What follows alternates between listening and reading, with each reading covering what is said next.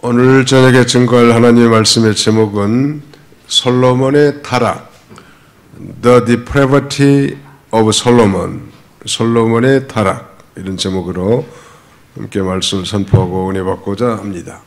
솔로몬, 그야말로 이 지혜의 왕인 솔로몬이 타락했다는 것은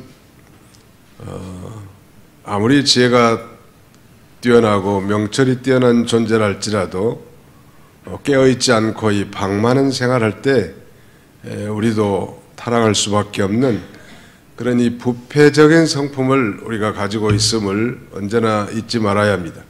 우리는 구원받았고 천국 백성이 됐지만 우리의 이 성정은 솔로몬과 같이 전적 부패한 성품을 여전히 가지고 있단 말이에요. 구원받았고 성령을 받았고 영생의 백성임에도 불구하고 그러므로서 이 친밀하게 성령님과 동행하지 못하고 성령의 도우심을 얻지 못하고 또 성령의 인도와 주장을 받지 못한다고 하면 우리도 솔로몬과 같이 뭐 종류는 다를 수 있지만 죄를 범할 수밖에 없고 타락할 수밖에 없는 그런 존재라는 걸 언제나 인정하고 인식해야 합니다.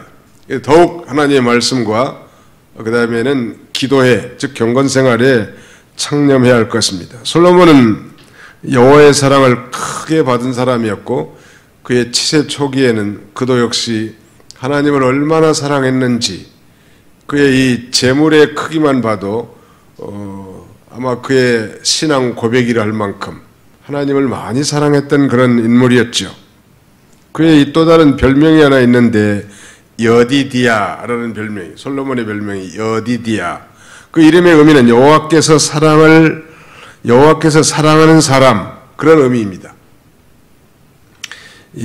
그러므로 마땅히 여호와께서 그를 그토록 사랑했다고 한다면 그 사랑을 받은 언약 백성이 하나님만을 사랑하고 나가야 되겠는데 그렇지 못했습니다. 하나님을 사랑하는 것은 곧 이것이니 그의 계명들을 지키는 것이니라 했는데 언약의 말씀을 어기고 나갔단 말.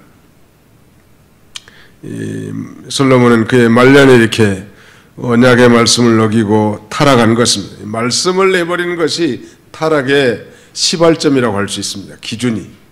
내가 말씀에 굳게 서 있는가 아니면 말씀을 업신여기는가. 업신여기는 순간 우리는 타락의 길로 접어든 것인데요.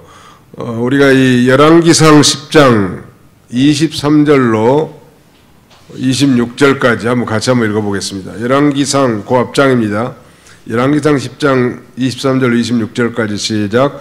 솔로몬 왕의 재산과 지혜가 세상의 그 어느 왕보다 큰지라. 온 세상 사람들이 다 하나님께서 솔로몬의 마음에 주신 지혜를 들으며 그의 얼굴을 보기 원하여 그들이 각기 예물을 가지고 왔으니 곧 은그릇과 금그릇과 의복과 갑옷과 향품과 말과 노새라. 해마다 그리하였더라. 솔로몬이 병거와 마병을 모으매 병거가 1400대요 마병이 12,000명이라. 병거성에도 두고 예루살렘 왕에게도 두었으며 그 다음에는 왕 예루살렘에서 은을 돌같이 나게 하고 백향목을 평지에 뽕나무같이 많게 했다고 했습니다. 결론부터 말씀드리면 솔로몬이 왜 타락했을까? 두 가지를 들 수 있는데 부와 축접이라고 하죠. 축접. 엄청난 부가 그로 하여금 타락하게 만들었고 엄청난 여인을 취함으로 그가 타락하게 된 것입니다. 그러나 그 근본적인 건 하나님의 말씀에서 벗어나기 시작했단 말이에요. 그러니까 벌써 어렴풋이 솔로몬의 타락에 대한 조짐이 이렇게 10장에서 나타났는데 오늘 본문에서는 이제 본격적으로 솔로몬이 많은 이방 여인들을 취함으로 우상숭배라고 하는 이 극한 범죄에 빠지게 된 경위가 나타나 있습니다. 그리고 그 죄로 말미암은 하나님의 징계와 심판이 언급되어 있습니다. 자, 솔로몬의 타락의 근본 원인이 무엇인가? 세 가지 오늘 말씀을 증거하고자 합니다. 솔로몬의 통혼으로 말미암아 타락하게 됐다. 통혼. 그 다음에는 그 타락한 솔로몬을 하나님이 징계하셨고요. 그 징계 중에 하나는 바로 가장 큰 건데 왕국 분열이에요. 우리 신학교에서 시험 칠 때 성경 시험에 이런 질문을 합니다. 이스라엘의 분국의 원인이 무엇입니까? 이스라엘이 왜 북쪽 10개 지파와 남쪽 2개 지파로 나눠졌는가? 거기에 대해서 두 가지 이유가 있는데, 하나는 원인, 먼 원인이 하나 있고, 다른 하나는 근인, 가까운 원인이 하나 있는데, 이유가 있는데, 그 먼 원인이 바로 솔로몬의 범죄이고요.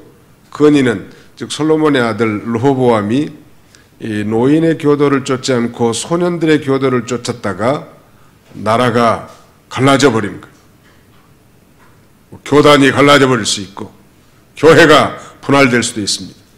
교회가 이 성도들이 하나가 되지 못하고 뭐 떠나가고 이런 것도 하나의 하나님의 징계일 수 있는 것입니다. 그러니까 왜 징계하시는가? 범죄하기 때문에 징계하는 거. 자, 한번 따집시다. 솔로몬의 통원으로 타락하게 되었습니다. 솔로몬의 통원으로 타락의 내용이 지금 1절로 8절까지고, 그 다음에 9절로 11절까지의 내용은 그 타락한 솔로몬을 하나님이 징계한 내용이고요.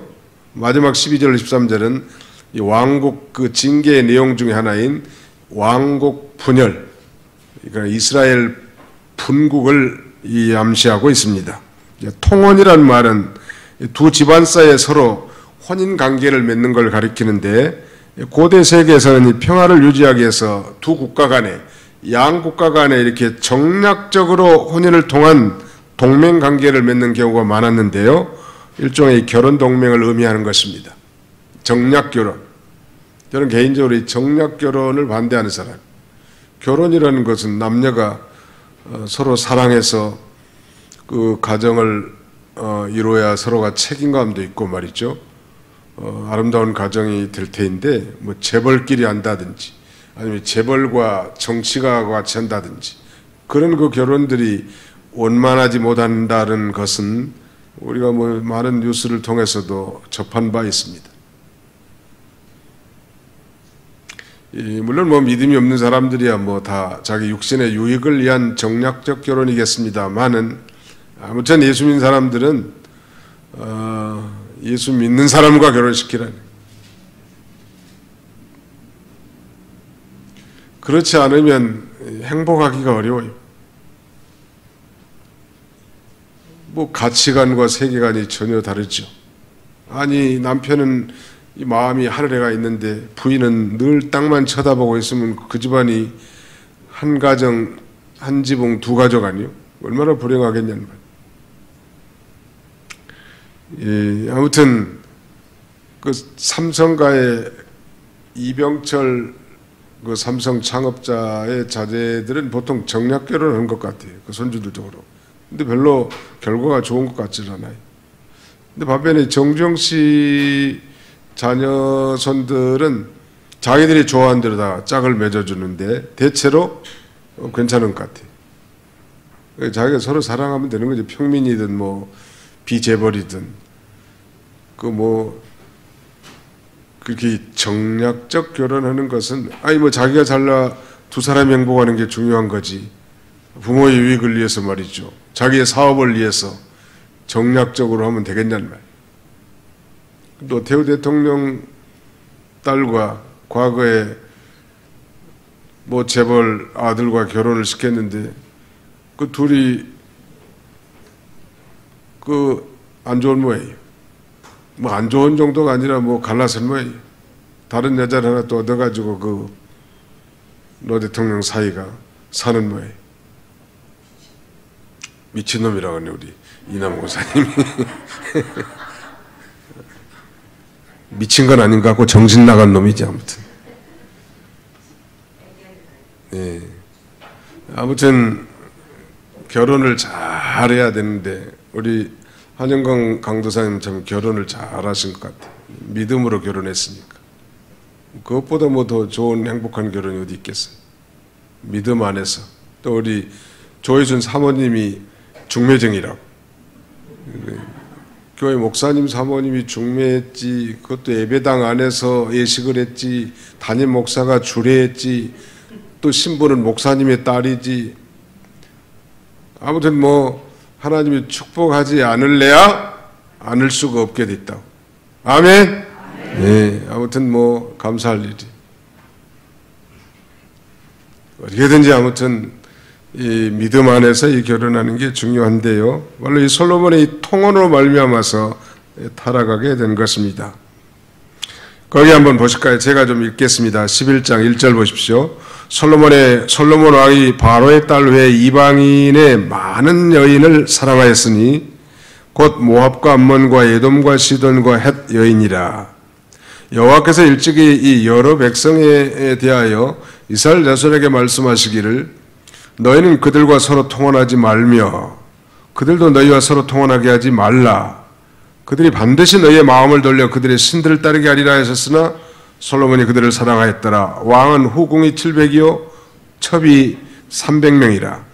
그의 여인들이 왕의 마음을 돌아서게 하였더라. 솔로몬 왕이 애굽 왕 바로의 딸 외에도 모압과 암몬, 에돔과 시돈, 그리고 이 가나안 땅 헷 여자 등 많은 이방 여자들을 취했어요. 여자가 총 몇 명이에요? 1000명이라. 신랑하고 한번 잘려면 한 3년은 기다려야 될 것 같아 보니까. 이게 말이나 되냐는 말이에요. 요새 무슬림에서는 한 남자가 4명씩 부인을 얻는 경우도 있는 모양이야. 코로나 때문에 이게 통행금지 시간도 있고 그러니까 신랑이 내 부인을 공평하게 이렇게 대우해 줘야 되는데 코로나 때문에 공평하게 대우를 못하니까 이 무슬림의 랍비라고 하는 사람이 교훈하기를 그래도 어떻게든지 내 부인이 섭섭하지 않도록 공평하게 사랑해 줘야 된다고. 코로나 때 혹시 못했으면 코로나가 지나간 다음에 그 모자란 시간은 반드시 보상해 줘야 된다고 이런 뚱딴지 같은 교훈을 하고 있더라. 아니 하나님이 내신 결혼의 원칙은 일부일처 아니요? 아니 하나님이 부인이 많이 필요하면 많이 일부 다처라고 했겠지 왜 아담에게 한 여자만 짝지어 줬겠냐는 말. 한 여자하고 살 때 가장 행복하기 때문에 그런 거예요. 아멘? 네. 벌써 2명만 돼도 이건 성가시는 거예요. 내가 자꾸 얘기하지만 옛날 교회 어떤 성도님, 형님이 교장 선생님인데 첩을 준 모양이에요. 그러니까 교장 선생님 월급을 타면은 이게 서로 내 신랑이라고 자기한테 갖다 주러 하는 거예요. 얼마나 이 교장 선생님이 스트레스를 많이 받더니 물에 빠져 죽었다고 그래. 내가 현장을 목격하진 않았지만 월급날만 되면 이 여자 저 여자가 서로 내 거라고 이렇게 뭐 그것만 있었겠습니까? 최근에 이 공중파는 아니지만 모 방송에서 부부의 세계라고 하는 그런 그 연속극을 방영했다고 그래요. 그러나 안 봐도 뻔한 얘기가 분명하죠. 안 봐도 뻔한 얘기 아니에요. 아무튼 이 솔로몬의 타락의 원인은 통혼으로 말미암은 것이고 많은 여인을 취한 건데 특별히 율법에는 이방 여자와 자폰을 아주 엄격하게 금기하고 있는데 그 이유는 뭐냐면 이방 사람이 섬기는 그 우상의 유혹을 받을 수 있기 때문인 것입니다. 그래서 우리가 여기서 배울 수 있는 중요한 교훈 중에 하나는 이 교제가 중요한. 예수 믿는 사람은 건전한 교제해야 합니다. 건전한 교제. 교회 안에서 이렇게 예배드리고 성도들과 교제하는 건 참 아름답고 건전한 교제. 잘못된 교제가 우리로 하여금 타락하게 만드는 거예요. 교회 다니는데 확신이 없으니까 무슨 이 점쟁이 단골리하고도 예쁘니까 결혼하고 말이죠. 그 집안이 제대로 서겠냐는 말이에요. 이 교제, 불건전한 교제가 우리 신자들을 타락하게 만든다는 거 언제나 잊지 말아야 합니다. 자, 성경을 또 한 군데 읽어봅시다. 신명기 7장 3절로 4절입니다. 신명기 7장 3절로 4절. 신명기 7장 3절로 4절. 같이 읽습니다. 시작. 또 그들과 혼인하지도 말지니 내 딸을 그들의 아들에게 주지 말 것이요 그들의 딸도 내 며느리로 삼지 말 것은 그가 내 아들을 유혹하여 그가 여호와를 떠나고 다른 신들을 섬기게 하므로 여호와께서 너희에게 진노하사 갑자기 너희를 멸하실 것임이니라. 아무튼 이방 여인들과 서로 통혼하지 말라는 것.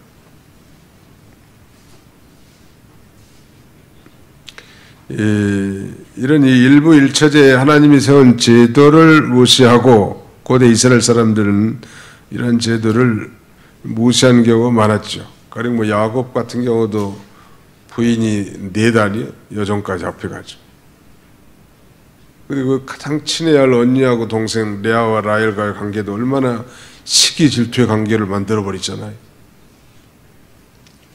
다윗도 뭐 부인이 뭐 한 9명인가 된다고 하는데 내가 정확하게 헤아려보진 않았지만 아무튼 그건 이 하나님이 허락하신 게 아닙니다. 인간의 타락함으로 말미암아 인간이 선택한 것입니다. 그러므로 하나님이 내신 법을 어긴 것에 이 갈등과 불행이 있을 수밖에 없죠. 그래서 신명기 17장 17절에는 그에게 아내를 많이 두어 그의 마음이 미혹되게 하지 말 것이며 자기를 위하여 은금을 많이 쌓지 말 것이니라 그렇게 말씀하고 있는데요. 이스라엘 여자들이 많이 있는데 솔로몬은 그러면 왜 이방 여자까지 데리고 왔을까? 아마 솔로몬도 그런 마음이 없잖아 있었겠지만 이방 나라들이 이제 강대국 당시에 이 이스라엘과 어떤 그 손을 잡으려고 그런 그 공주를 보냈을 것 같아요. 왜냐하면 솔로몬 당시에 통치하는 이스라엘은 굉장히 부국이었거든요. 그러므로 이 강대국의 혜택을 입기 위해서 인연을 맺고 인척 관계를 맺은 다음에 무역도 하고 여러 가지 혜택을 입으려고 하는 그런 목적으로 아마 이방 여인들을 보내준 거예요. 우리 믿음의 조상 아브라함도 그 약속의 말씀을 굳게 붙들고 있었으면 될 텐데 말이죠. 아이를 낳지 못하니까 나이가 99세가 되도록 99세가 아니죠. 그래서 아브라함의 부인 사라가 자기 여종 하가를 갖다가 침소에 보내가지고 보냈으면 아브라함이 어떻게 해야 되죠? 혼장을 내서 보냈어야 맞는데 말이죠. 모른 척하고 또 품었어. 거기서 난 아들이 누구예요? 이스마엘은. 원래 중동의 이 분쟁은 바로 그거예요. 이스마엘과 이삭의 싸움 아니에요. 이스마엘과 이삭의 후예들의 싸움이란 말. 아무튼 이 결혼이 가장 중요한 것 같습니다. 일생에서. 그 다음에 아마 이 솔로몬이 왜 이방 여자들을 쳤을까? 아마 이방 여자들이 이스라엘 여자들보다 좀 더 예쁘게 보였기 때문이었을 것이 분명히. 솔로몬이 지금 신앙이 말씀을 떠나서 타락했기 때문에 이방 여자들이 이스라엘 여자들보다도 고상하고 아름답게 보인 것 같아요. 마치 노아 시대의 사람들이 하나님의 아들들이 사람들의 딸들의 외모를 보고 그들을 취해서 결혼했고 그들의 이 가정의 타락과 사회에 만연된 타락, 그래서 결국 홍수로 심판을 받은 것처럼 말이죠. 그러니까 아무튼 인간의 대소사가 많이 있지만 가장 중요한 일은 결혼을 잘하는 것 같습니다.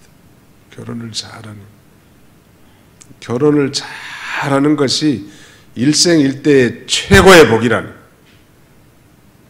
거기서부터 모든 게 시작이 되니 가정이 삐뚤어져 가지고 뭐가 잘 되겠냐? 교회가 잘 되겠습니까? 뭐 사회가 잘 되겠습니까? 국가가 잘 되겠습니까? 그러니까 이 노아 시대는 아예 결혼부터 삐딱하게 했으니 나머지는 얼마나 삐딱하게 했겠냐는 말. 그래서 하나님 인류를 홍수로 다 쓸어버린 것입니다. 가장 중요한 인륜지 대사를 하나님의 아들들이 사람의 딸들의 외모를 보고 취했다면 나머지는 어떻게 했겠는가 보세요. 자기 소견에다 좋은 대로 다 했겠죠. 솔로몬도 아마 벌써 말씀에서 벗어나니까 그런 마음이 쓱 드는 거예요. 이스라엘 여자들보다 이방 여자들이 더 매력적이고 애교도 많고 행복하겠구나. 아마 이런 마음이 좀 있었을 것 같아요. 제가 남자니까 알죠. 결국은 그래서 이방 여자를 데려왔는데 그것으로 끝난 게 아니야. 이방 여자를 취했는데 그 이방 여자가 혼자 오는 게 아니에요. 자기가 섬기는 신과 같이 왔단 말이에요. 이게 결국 여호와의 신앙이 무너져 버리는 거예요. 안 하려고 해도 말이죠. 앙칼진 여자들이 계속 갈갈글 대는데 안 넘어갈 영감탱이가 누가 있겠냐는 말이에요. 아마 이때 좀 나이가 좀 많았을 것 같은데 솔로몬이. 또 한 여자 소원을 들어주면 다른 여자는 왜 우리를 공평하게 대우해야지 전년 소원은 들어주고 내년 소원은 안 들어주냐고 이렇게 말할 거 아니에요. 그래서 뭐 금오스 신을 섬기는 산당도 지어주고 밀곰을 섬기는 신당도 지어주고 온갖 잡신들이 다 이스라엘의 순수한 신앙에 침범하기 시작하는 것입니다. 이단들, 그래서 우리가 완전히 배격해야 돼요. 이단들은 그저 한두 번 훈계한 다음에 성경의 가르침대로 멀리 하라고 했습니다. 그들과 교제하는 것 자체가 그 불순한 거고 옳지 않아요. 아닌 사람과 교제하면 안 된다. 시집을 못 간 한이 있더라도, 아니 장가를 못 간 한이 있더라도 아닌 사람하고는 안 가야 되는 거예요.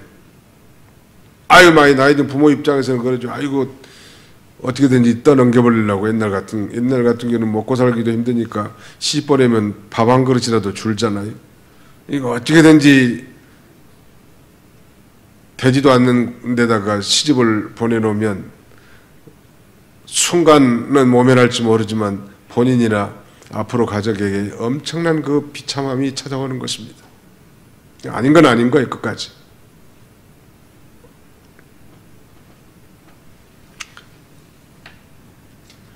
그래서 결국 솔로몬이 이방 신을 받아들이게 되고 타락하게 된 것입니다. 4절 한번 보실까요? 4절 한번 보겠습니다.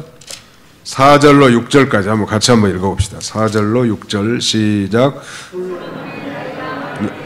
그의 여인들이 그의 마음을 돌려 다른 신들을 따르게 하였으므로 왕의 마음이 아버지 다윗의 마음과 같지 아니하여 그의 하나님 여호와 앞에 온전하지 못하였으니 이는 시돈 사람의 여신 아스타롯을 따르고 암몬 사람의 가증한 밀곰을 따름이라. 솔로몬이 여호와의 눈앞에서 악을 행하여 그의 아버지 다윗이 여호와를 온전히 따르지 아니하고. 솔로몬이 나이가 많을 때, 옛날 성경에는 나이 늙을 때 이렇게 돼 있거든요.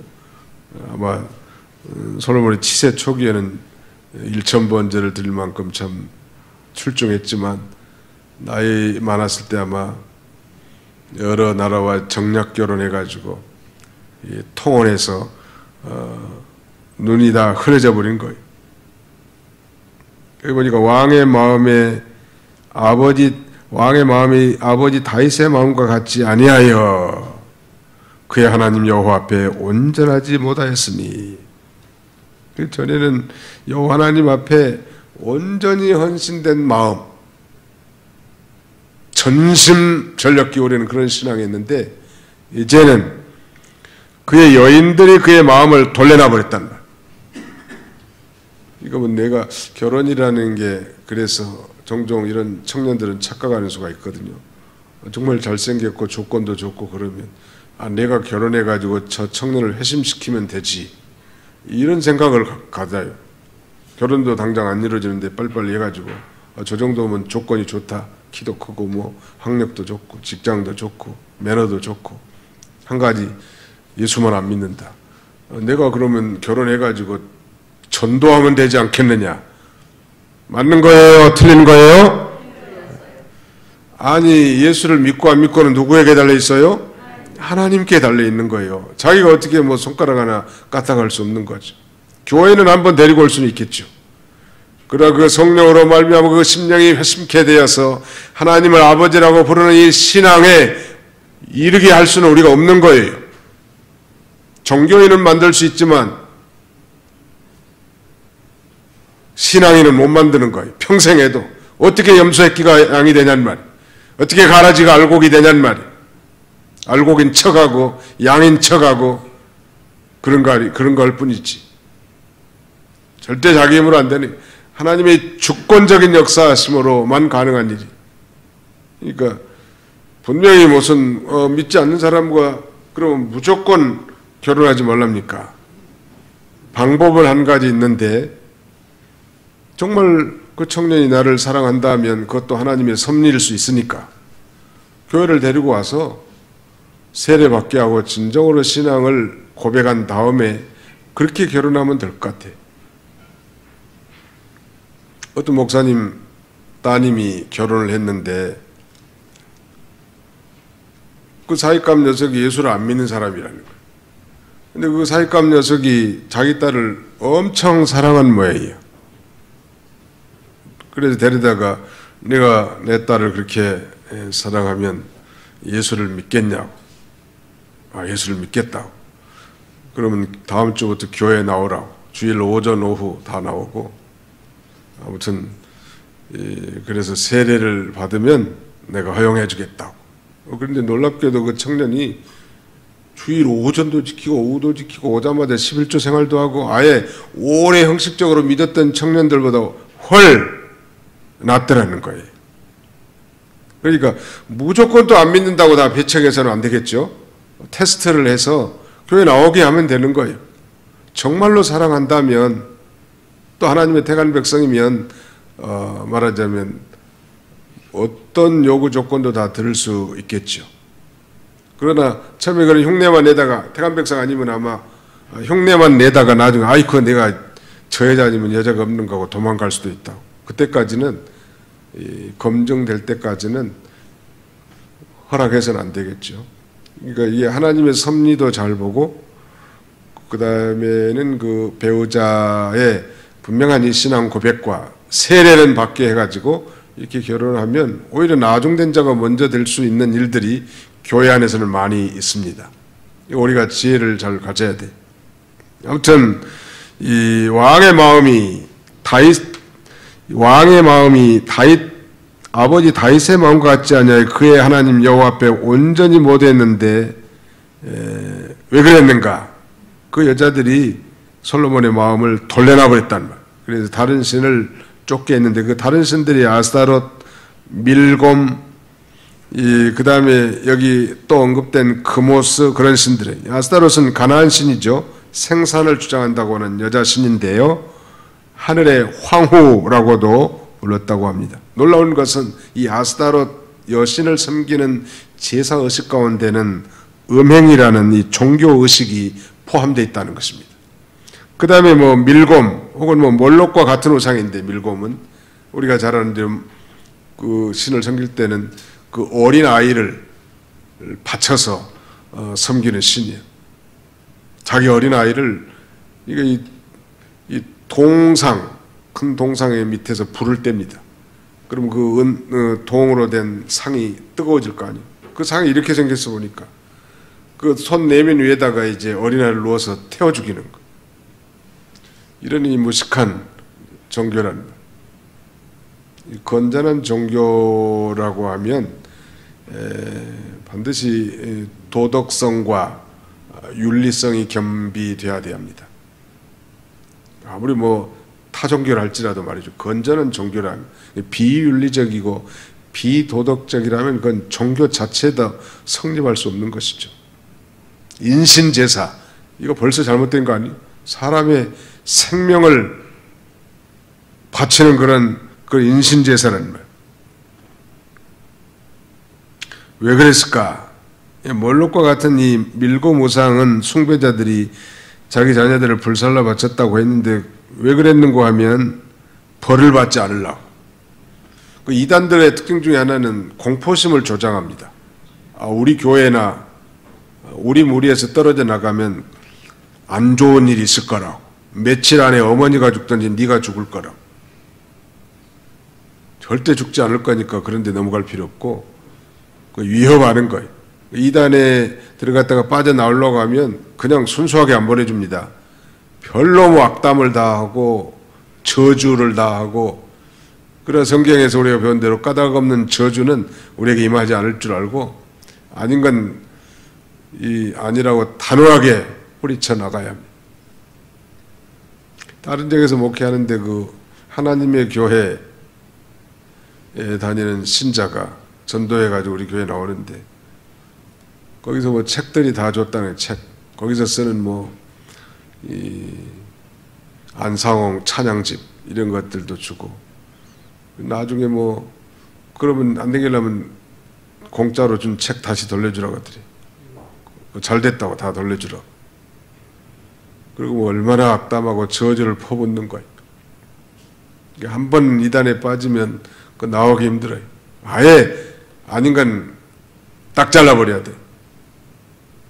자녀 교육에 대해서 논의하고 싶습니다. 요새 환경 문제 관심 많은데 혹시 좋은 의견을 토론하실까요? 우리 커피 한잔 하시면서. 참 좋은 얘기죠. 근데 바로 이단들이 그런 식으로 접근을 많이 합니다. 그러니까 절대 공짜 좋아하지 말까. 우리 복음방에 가면 공짜로 성경을 가르쳐준다. 아니, 자기 목사님한테도 성경 공부 제대로 안 한 것이 무슨 복음방에까지 따라가가지고 성경을 잘 배우겠다고 하는 그런 욕심을 부리면 그 마귀에게 넘어갈 수 있단 말이에요. 이 복음방이 바로 신천지에서 운영하는 아주 세포 조직과 같은 성경 공부 장소를 가리킵니다. 그러니까 이 교제, 잘못된 교제가 우리를 이단에 빠뜨리기도 하고 음행죄에 빠뜨리기도 하고, 그래서 가정이 파괴되고 비참한 그런 결과를 초래한다는 걸 우리가 언제나 잊지 말아야 합니다. 아무튼 하나님도 솔로몬에게 두 번이나 아주 기브온 산당에서도 그렇고 성전 지은 다음에 기도한 다음에도 나타나셔서 솔로몬에게 몇 번 경고의 메시지 다 줬지만 실패했습니다. 어떤 징계가 내려졌는가? 그 9절부터 이제 11절 내용들이 타락한 솔로몬에 대한 하나님의 징계입니다. 9절 한번 보실까요? 솔로몬이 마음을 돌려 이스라엘 하나님 여호와를 떠남으로 여호와께서 그에게 진노하시니라. 여호와께서 일찍이 두 번이나 그에게 나타나시고 이 일에 대하여 명령하사 다른 신을 따르지 말라 하셨으니 그가 여호와의 명령을 지키지 않으므로. 11절에 여호와께서 솔로몬에게 말씀하시되 내게 이러한 일이 있었고 또 내가 내 언약과 내가 내게 명령한 법도를 지키지 아니하였으니 내가 반드시 이 나라를 내게서 빼앗아 내 신하에게 주리라. 비극적인 일이 나타나는 거예요. 왕이 된 직후에 그 기브온 산당에서도, 그리고 성전 지은 다음에도 이렇게 나타나셔서 경고해 준 말씀을 솔로몬 왕이 저버리고 그야말로 이 여인을 쫓아 우상 숭배한 것은 하나님 앞에 배은망덕한 일 아니겠습니까? 근데 그 길을 걸어갔단 말. 근데 하나님은 다 보시고 다 아시고 이제 무서운 징계를 내리시는 거예요. 우리가 시간 관계상 뒤쪽은 살펴보지 않지만 우리가 믿음의 굳게 서 있을 때는 그 대적 세력이 머리를 들지 못하도록 하나님이 압박해 놓지만, 믿음을 팔아먹고 범죄하면 그 잠잠하던 사람의 머리를 쑥 두더지같이 내밀면서 이제 우리를 대적하고 공격하기 시작하는 거예요. 교회 가정 안에서도 마찬가지. 신앙의 호주가 믿음 잘 지키고 본을 보이면 잠잠하지만 호주가 믿음 안 쓰고 바로 나가지 않으면 이제 자녀들이 들고 일어서고 남편이 들고 일어서고, 그런 경우도 교회도 마찬가지. 전에는 다 다윗 왕 때 다 정복해가지고 조공을 바치고 꼼짝 못했던 그런 세력들이 이제 우후 죽순처럼 일어서서 나라를 대적합니다. 그러니까 사실 그 대적한 사람들이 잘못한 게 아니고 하나님의 언약 백성이 잘못하니까 환경이 그렇게 말하자면 대적의 세력으로 나타나게 됩니다. 특별히 이제 이스라엘 왕국이 분열되게 되는데, 이 솔로몬 치하에서 아주 충성스러운 일꾼 여로보암이라는 사람이 있었습니다. 신복인데 결국은 그 신복이 이제 솔로몬의 아들 르호보암 당시에 10개의 지파를 이끄는 두목이 되는 것. 여로보암 왕이 된다. 나라가 깨뜨려지는 것. 오늘 이 교단이 깨뜨려진 것도 하나님의 이 징계라. 하나님의 바로하지 못한 그런 징계. 교회가 분할되는 것도 마찬가지. 정상적인 방법으로 개척을 하고 나가고 이런 건 다 좋지만 싸워서 나간다든지 말이죠. 이렇게 하는 것은 다 그 교회가 하나님 앞에 바로하지 못하기 때문에 하나님이 징계로 그렇게 나라를 분열시켜버립니다. 근데 불쌍히 여겨서 솔로몬 시대는 그 일이 이루어지지 않고 그 아들 때 그 일이 이루어지고요. 또 12개 지파 가운데 말하자면 유다 지파와 이 베냐민 지파, 베냐민 지파는 이제 유다 지파와 같이 항상 붙어 있으니까 바로 이 유다 지파를 남겨둔 것은 징계 가운데서도 장차 과거의 믿음의 조상 아브라함과 다윗에게 약속한 그 메시아 탄생을 위한 씨앗을 남겨두십니다. 이건 징계 가운데서 베푸시는 하나님의 긍휼이라고 할 수 있겠습니다. 하나님이 자기 백성은 완전히 멸망하게 하지 않고요, 언제든지 회개하게 한다는, 강조합니다만 죄 짓지 않는 사람이 누가 있겠습니까? 많은. 그러나 죄를 지으면 반드시 하나님 앞에 벌을 받고 징계를 받는데, 그래도 거기서 바로 서면 하나님이 다시 긍휼히 여기시고 또 그 사람을 들어서 존귀하게 사용하시는 것입니다. 오늘 이 솔로몬의 이 타락에 대해서 몇 가지를 이렇게 살펴봤는데요. 아무튼 인간의 실패에도 불구하고 우리 하나님은 그 언약을 반드시 기억하시고 실행하시는 하나님인 것을 우리에게 보여주시고요. 그래서 그리스도를 통해서 당신의 백성을 구원하시고자 하는 하나님의 은총을 나타내 주신 것입니다. 오늘 본문에서 꼭 두 가지만 기억할 것이 있다면, 아무래도 이 교제를 조심하자는, 아무리 나에게 친절하게 해주고 대접하는 것 같고 가까이 하는 것 같아도 나로 하여금 범죄케 하고 타락케 하는 자들은 교제 단절하라는. 그 다음에 믿음의 변질. 우리는 그리스도 안에서 변화는 있을지언정 변질이 돼서는 안 돼. 솔로몬이 지금 변질된 거잖아요. 초창기에 그 믿음과 비추었을 때 너무나 초창기에는 전심신앙입니다. 온전히 여호와 하나님 앞에 헌신하는 그런 신앙. 그러나 이 말년에 나이 들어가지고 눈이 어두워지고 말씀을 떠나고 이방인을 취하고 우상을 숭배하면서 그의 그 좋은 신앙이 변질된 것. 그래서 우리가 늘 깨어서 기도하고 또 말씀을 순종함으로 주님과 교통하는 그런 충성된 주의 백성들이 다 되시기를 주님의 이름으로 축원합니다. 기도합시다. 살아계신 하나님 감사합니다.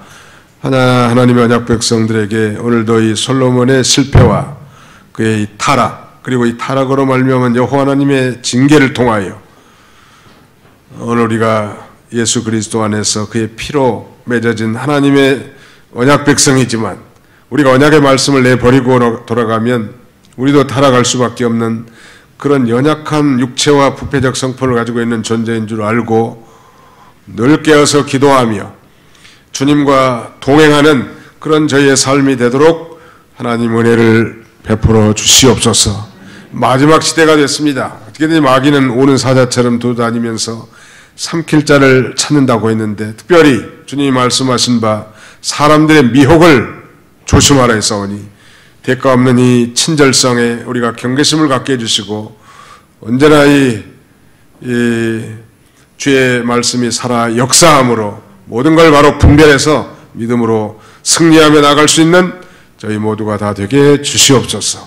남은 주간도 주님이 친히 함께 해주시길 원하옵고 예수님의 이름으로 기도하옵나이다. 아멘.